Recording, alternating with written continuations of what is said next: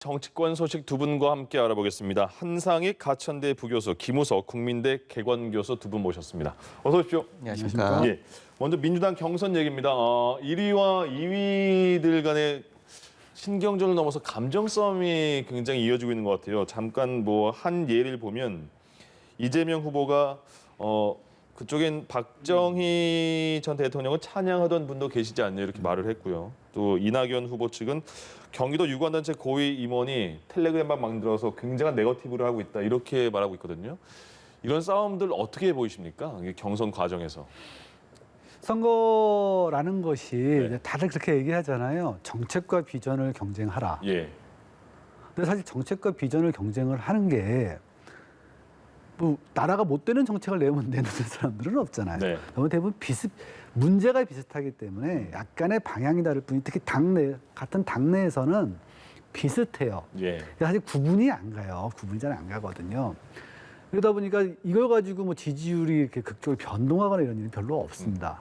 그래서 모든 후보들은 네거티브의 유혹을 느껴요. 왜냐하면 되게 즉자적이거든요. 네. 바로 욕하면 바로 반응이 오고, 그리고 지지율 변동이 있고, 예. 그리고 이제 욕 먹으면은 신경질 나니까 한 번 더 하고 이렇게 서로 싸우게 되는 거죠. 근데 이 네거티브의 특징은 요만큼이라도 그 팩트가 있어야 돼요. 예. 아예 팩트가 없는 걸 네거티브를 하게 되면은 거짓말이 돼 버리거든요. 반결받아 하니까. 네. 근데 이제 이낙연 대표 같은 경우에는 80년대 기자를 했으니까 그때 전두환 이렇게 기사 쓸 수 없잖아요. 그랬던 좀 그런 기사가 있고, 또 박정희 기념사업회의 부위원장을 맡은 건 사실이에요. 예. 근데 이제 본인은 동서화합의 차원에서 맡았다라고 하는 거죠. 근데 이런 걸 가지고 이제 당신은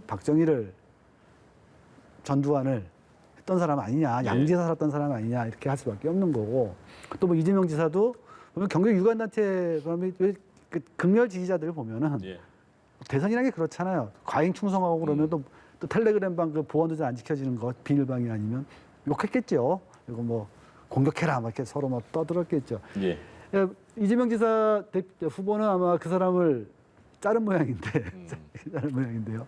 지게자 이런 부분에 대해서 이제 또 당한 사람은 또 화가 나죠. 근데 또 그 얘기를 또 이제 이렇게 할 수밖에 없고, 이런 이유는 근본적인 이유는 지지율 변동 문제라고 봅니다. 예. 그러니까 이낙연 대표가 한 40% 하다가 뚝 떨어졌을 때는, 그러니까 이재명 후보 같은 경우는 이제 내가 후보가 될 거니까, 어차피 후보는 이재명이니까 예. 이게 좀 편안하게 가다가 이게 좀 오는 거거든요. 또 이낙연 대표 입장에서도 에이 하다가 보니까 내가 올라가니까 뭔가 고지가 보여요.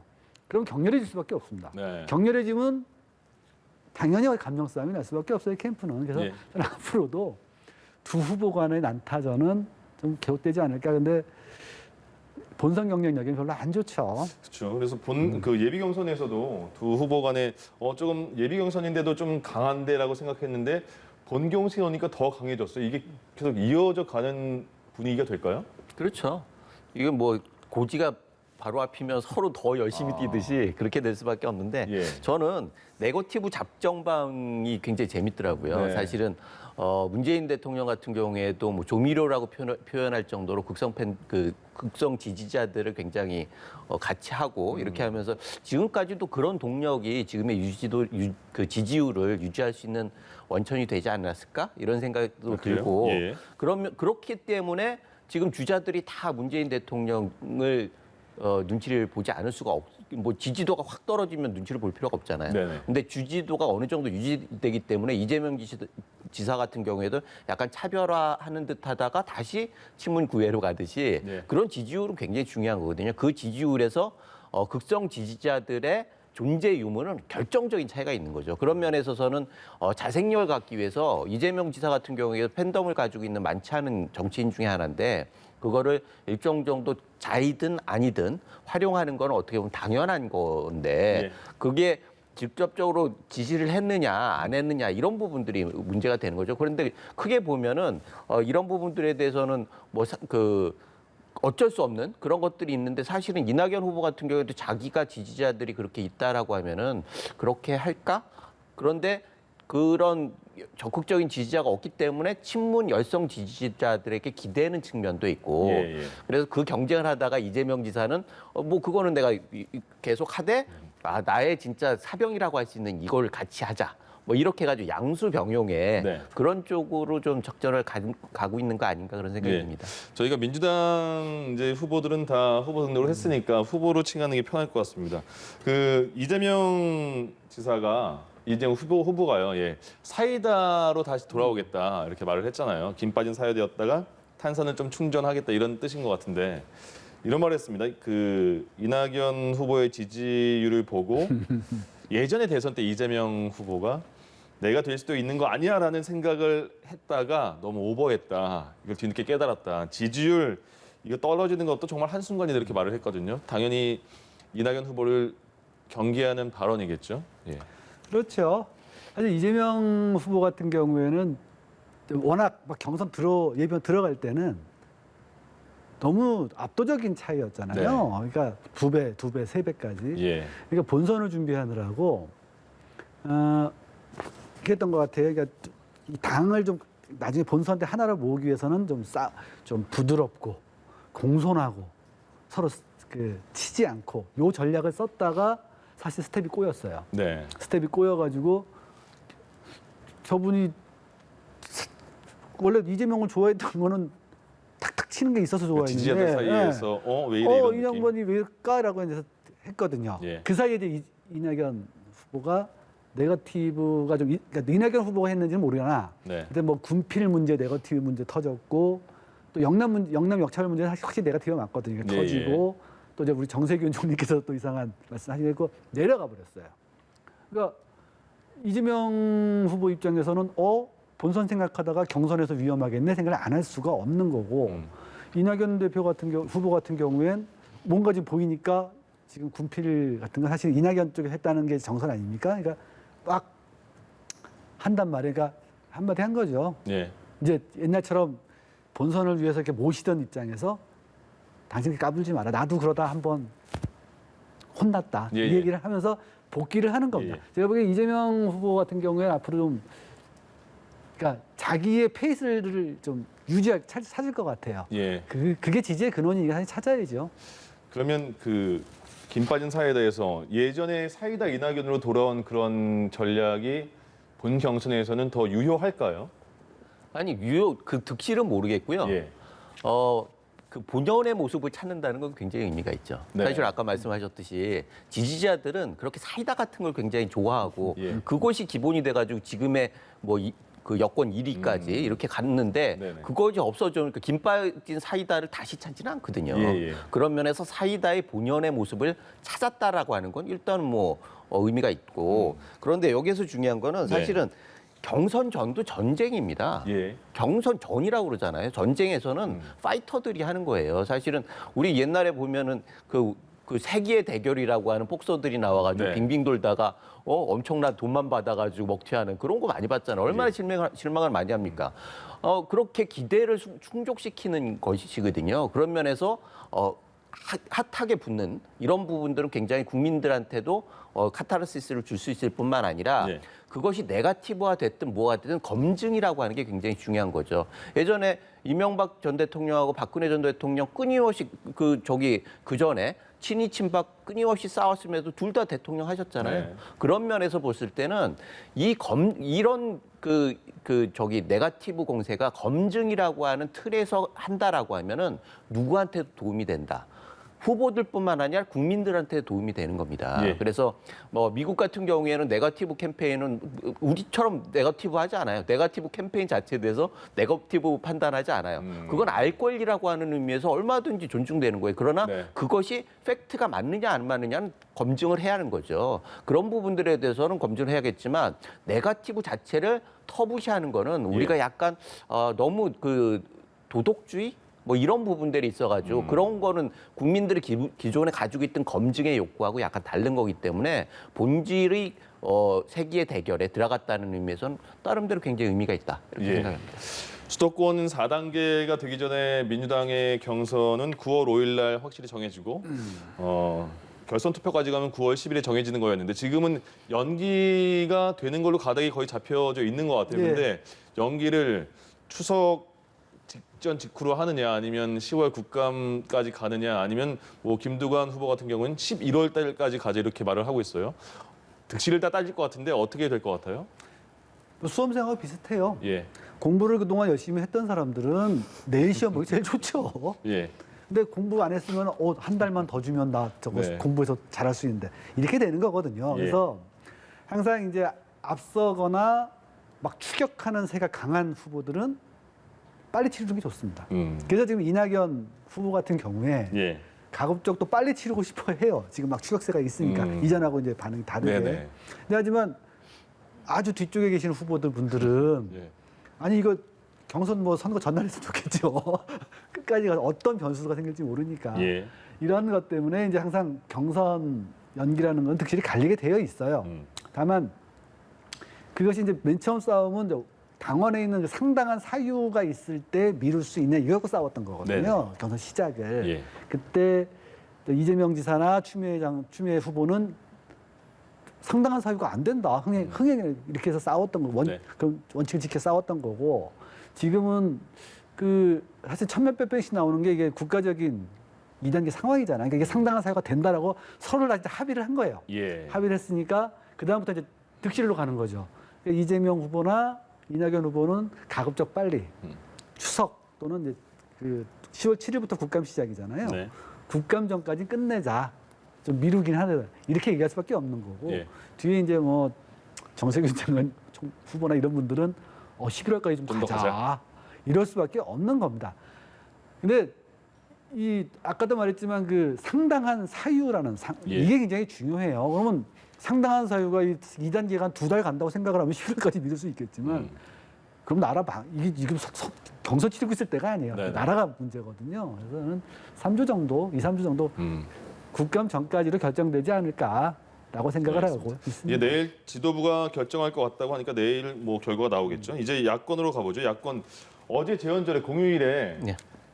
그 국민의힘의 두 윤석열 후보 등록했죠. 최재형 전 원장 아직 등록 안 했고 네. 두 분의 행보가 완전 달라요. 광주, 부산 이렇게 갔어요. 그리고 최재형 전 원장 같은 경우는 그 평가가 윤석열 전 총장과는 좀 반대 행보로 일부러 그 목적을 잡은 거 아니냐 이런 얘기도 나오거든요. 두 행보를 어떻게 보이세요? 전투를 할 때는 당연히 상대편이 쓰지 않는 전략을 써야죠. 네. 이거는 뭐 게임 이런 부분이 아니라 지금 윤석열 후보죠. 윤석열 후보 같은 경우에는 말씀하셔도 됩니다. 예. 중원을 비워놓고 있기 때문에 그래서 사실은 계속 입당 얘기가 피로도를 주고 있단 말이에요. 네. 그럼 이런 상황에서 후발주자가 할 수 있는 건 당연히 입당을 하는 거예요. 그 다음에 윤석열 총장은 입당을 못하다 보니까 또 중도라고 얘기하면서 광주를 찾아갔잖아요. 네. 그렇다고 하면 후발주자가 입당을 한 사람에 있어서는 지지층 많은 데로 가야죠. 그러면 이건 너무나 당연한 기본이군요. 겁니다. 예. 예. 그래서 사실 많은 이렇게 국민의힘 계열의 후보들은 핵심 지지층이 PK와 TK입니다. 그런데 TK 같은 경우에는 묵직하긴 하지만 그렇게 확 달아오르지는 않거든요. 네. 그 예열 전에 달아오르는 건 PK입니다. 게다가 지금 그 최재형 원장 같은 경우에는 고향이 PK예요. 진해죠. 아버지가 회사 계시면서 자연스럽게 고향이 됐는데 그런 것들을 강조하는 측면도 있고 또 하나는 이미 의원 같은 경우에는 어제 행사가 이미 의원하고 그 지역구에서 같이 했잖아요. 이미 의원 같은 경우에는 입양이라고 하는 공통점이 있어요. 그렇죠. 미담 사례를 또 예, 밝힐 예. 수도 있고 이렇게 여러 가지 사유가 있기 때문에 어떻게 보면 당연히 가는 거고 고향에서 내가 큰 일을 하겠다라고 하는 게 하는데 고향에서 신기하는 신고하는 건 너무나 당연한 거기 때문에 예. 이거를 그 전략적인 이해, 성공과학적 이해 이렇게 하기 전에 기본적으로 이거 당연히 하는 거다 그렇게 생각하는 거고 예. 제가 좀 아쉬운 거는 윤석열 전 총장 같은 경우에는 좀 아쉬워요. 어떤 점이요? 중원을 차지해야 하는데 지금 외연확제 좋죠. 결과적으로 외연확대를 해서 중도층의 표를 가져와야지 승리할 수 있는 건 맞습니다. 그런데 그렇지만 실질적으로 원동력은 어디서 나오느냐? 이거는 통화량과 비슷해요. 통화 정책을 할 때 화폐량을 얼마나 하느냐, 예. 그리고 속도를 얘기해요. 화폐가 얼마나 유통되고 있느냐, 이걸 가지고 통화 정책을 하는 거예요. 그 벨로소티라고 이 유통량은 충성도란 말이에요. 선거에 보면은 충성도가 얼마나 많은 사람들이 모여가지고 지지하느냐거든요. 이거는 결정적으로 위기 때 나타납니다. 위기 때 윤석열이라고 하는 사람 위기라고 하면 누가 와가지고 도와주겠어요? 충성도가 있는 사람이 온단 말이에요. 그런데 대안 있는 사람들이 충성도 있게 그렇게 하겠어요? 그런 면에서 중원을 장악하고 먼저 선점을 해야지 예. 확장도 가능하다라는 거죠. 그런데 그거를 비워놓고 계속 외곽을 돌다 보니까 지금 뭐 어제 약간 울먹거리고 있는데 그게 정말 마음에 와닿아. 이게 얼마나 지금 상황이 저럴까라고 하는 공감대도 있는데 저렇게 하면 안 됩니다. 정말 지금이라도 좀 전략을 바꾸는 게 맞다 이런 생각이 듭니다. 김우석 교수의 지적과 같은 이유일까요? 지금 윤석열 전 총장의 지지율은 조금 떨어지고 있는 추세잖아요. 왜 그럴까요? 우선 윤 전 총장 같은 경우에 이게 위기라고 봐야 돼요. 예. 근데 그 위기가 외부에서 온 위기가 아니에요. 아직도 정권 심판론이라고 하는 건 강고하거든요. 네. 우선 우리가 언뜻 생각할 수 있는 건 장모와 아내 같은 가족 리스크. 이게 크죠. 이게 제일 크죠. 근데 그거를 제외하고라도 우선 아까 말씀하신 대로 김수겸 지적하셨지만 입당인이 뭐 몇 명 이거 간복이거든요. 간복이 하는 사람 우리 좋아하지 않습니다. 우리 다른 분도 계시잖아요. 좋아하지 않습니다. 그리고 점령군 발언 하셨다가 갑자기 광주 가셨다가 무슨 대통령 후보라는 사람이 자기 어떤 딱 지층을 갖다가 해놓고 확장을 하든지 아니면 워낙 강력한 가지고 이렇게 포위를 하든지 뭔가 전략이 있어야 되는데 이분 보면 약간 좌충우돌이에요. 일정이나 발언이. 마지막을 보면 이분 반문으로 출마하신 분인데 그럼에도 불구하고 반드시 자기 비전과 자기 정책이 있어야 됩니다. 난 뭘 하겠다 있어야 되는데 그게 지금 한 번도 안 보여요. 그러니까 이분이 지금 지지율이 올라가면은 이거는 거의 주님의 부활 같은 기적입니다. 이렇게 해갖고 지지율이 올라갈 수가 없고 당에 떨어지게 되어 있어요. 근데 떨어지면은 자기가 문제를 딱딱 확인을 하고 이런 자기 지지층 이걸 단단히 굳히는 전략을 써야 되는데 이분은 지금 또 광주를 날아갔단 말이에요. 그래서 이 캠프가 도대체 이 윤석열 총장 보면은 좀 전략이 있는지 뭔가 좀 생각을 가지고 하는 건지. 그러니까 제가 보기엔 저분이 공보팀 뭐 이런 거를 자꾸 뭐 강화하겠다 그러는데 저분은 지금 본인의 마음을 다잡고 전략팀을 강화하는 게 맞아요. 그렇지 않고서는 계속 떨어질 것 같아요. 쉽지 않을 것 같습니다. 또 외곽에서 이제 김동연 전 부총리에 대해서 어디로 갈 것인가. 근데 내일 새로운 책이 나온다고 해요. 근데 김종인 전 비대위원장도 만나서 김 전 위원장이 굉장히 칭찬을까지 했더라고요. 그러면 김동연 전 부총리 같은 경우에는 제3지대에 일단 있을까요? 처음에 계속? 지금 중원은 선점한 분이 있잖아요. 네. 그리고 지지도도 선점한 분이 따로 있고 중원도 선점을 누가 했고 그러면은 지금 공간이 3지대밖에 없는 거 아니에요. 그런데 이 3지대라고 하는 게 아까 말씀드렸듯이 약간 그렇게 완벽한 뭐 탄탄한 이런 데가 아니거든요. 네네. 그래서 이분도 굉장히 스토리는 굉장히 좋아요. 사실은 아주 어렵게 검정고시 쳐가지고 거기까지 부총리까지 올라가는 스토리는 아주 좋잖아요. 그리고 보수 기질도 좀 있고 그래가지고 다 사람들이 정치할 뿐이다. 관료할 때부터 많이 그랬단 말이에요. 정치할 뿐이다. 저 양반은 그렇게 얘기하고 또 주무기도 있어요. 경제라고 하는 주무기도 있어요. 그런데 저기 판단을 못하고 계속 늦어졌단 말이에요. 사실은 최 원장 오기 전에 벌써 먼저 들어왔어야죠. 그러면은 중원을 딱 장악하고 갔는데 그런 부분들의 아쉬움이 있고 제가 또 하나 그런 거는 김종인 위원장이 경제 얘기하는데요. 제가 경험해 본 바로는 경제 대통령이 경제를 잘 아는 게 아니라 경제를 잘하는 사람을 쓰고 거기에다가 위임을 한 박정희 대통령 그랬고 전두환 대통령 그랬잖아요. 그 양반들이 무슨 경제를 알아서 그랬겠습니까?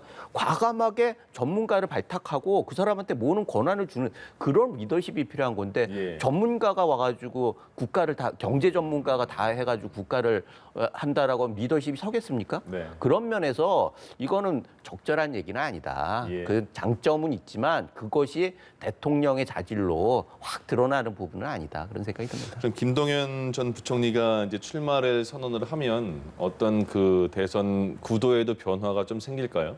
아니요. 그렇지 않아요. 예. 저는 뭐 단호하게 아니라고 보는 네. 이유가 사실은 저분이 문재인 정부의 부총리라는 거를 제외하고 사람들이 인지할 만한 게 없어요. 아까 검정고시 이재명 지도 검정고시 맞잖아요. 인지할 만한 게 없어요. 예. 그러면 뭔가 자기가 딱 비전과 이게 딱 틀어지고 그리고 어떤 특정한 세력하고 연합을 해서 이렇게 나가야 되는데 예. 아직도 저분은 본인이 연지 안지도 지금 모호해요. 그리고 출마를 할지 안 할지도 지금 모호해요. 네. 지금 양당의 그 핵심 후보들은 경선을 치르고 뭐 전투를 치르고 있는데 아직도 자기는 어느 편인지 는 모르겠다 그러네요. 시기. 예, 예. 저런 자세로는 선거 못 치릅니다. 저는 그래서 김동연 형 같은 경우에는 이른바 우리가 주식으로 하면은 상장되기 전에는 우량주였는데 상장해 보니 죄송한 얘기지만 네. 저는 김동연 부총리가 언론이 생각하는 것만큼 그 대선 판도 어디에도 영향을 미칠 만한 의미 있는 지지율을 가질 거라는 생각을 해본 적이 없어요. 예. 내일 일단 한번 해보시죠. 책을 내고 그 추이를 보고 교수님의 판단이 맞았는지 한번 확인해 보겠습니다. 한상희 가천대 부교수 김우석 국민대 개관교수 두 분과 함께했습니다. 고맙습니다. 감사합니다.